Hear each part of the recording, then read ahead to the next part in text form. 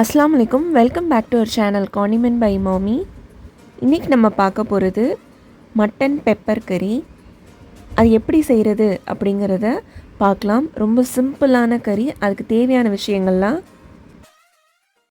1/4 kilo mutton எடுத்திருக்கோம், 1/2 cup தயிர், ஒரு கை ஃபுல்லாக உள்ள சின்ன வெங்காயமாக உரித்து வச்சுருக்கேன், 1 table spoon pepper powder, 1 table spoon இஞ்சி பூண்டு பேஸ்ட்.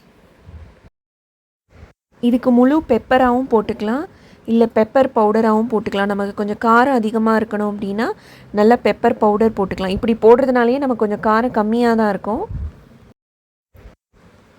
அதுக்கப்புறமா ஒரு 100 ml நல்லெண்ணெயை குக்கர் சூடானதுக்கப்புறம் ஆட் பண்ணிக்கலாம்.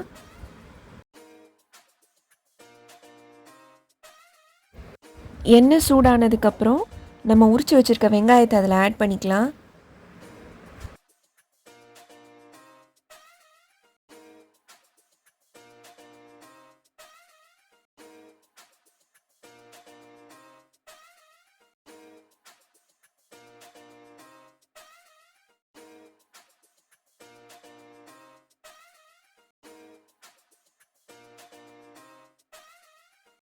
வெங்காயம் ஓரளவுக்கு வதங்கினதுக்கப்புறமா இஞ்சி பூண்டு பேஸ்ட்டை ஆட் பண்ணிக்கலாம்.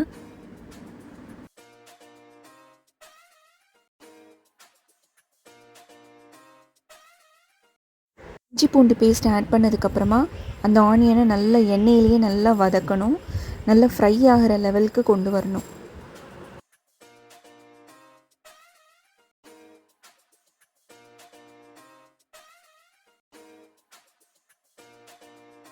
கால்வாசி நல்லா ஃப்ரை ஆயிடுச்சு. இந்த டைமில் நம்ம எடுத்து வச்சுருக்க பெப்பர் பவுடரை அதில் ஆட் பண்ண போகிறோம். இதுக்கப்புறமா ஒரு 2 மினிட்ஸ் நம்ம நல்லா அதை ஃப்ரை ஆக விடலாம்.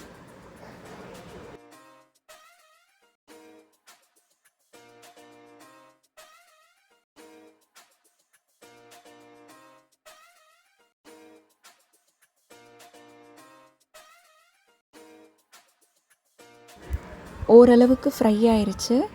இப்போ எடுத்து வச்சுருக்க மட்டனை இப்போ வெங்காயத்தோடு ஆட் பண்ணிடலாம்.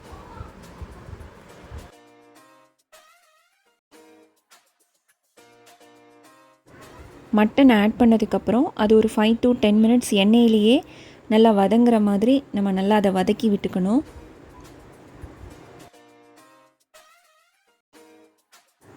எண்ணெயில் அது நல்லா வதங்கினதுக்கப்புறமா நம்ம எடுத்து வச்சுருக்க தயிரை அது கூட ஆட் பண்ணிக்கலாம்.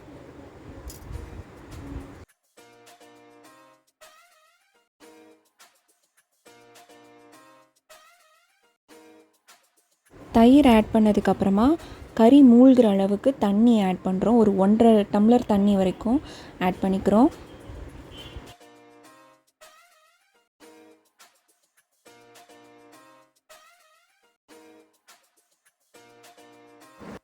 அதுக்கப்புறமா தேவையான அளவு உப்பு ஆட் பண்ணிவிட்டு குக்கரை மூடி போட்டு ஒரு 3 விசில்ஸ் வர வரைக்கும் வெயிட் பண்ணலாம்.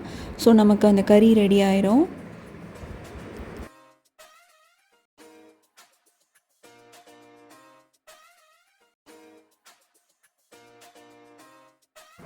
மட்டன் பெப்பர் கறி ரெடி ஆயிடுச்சு.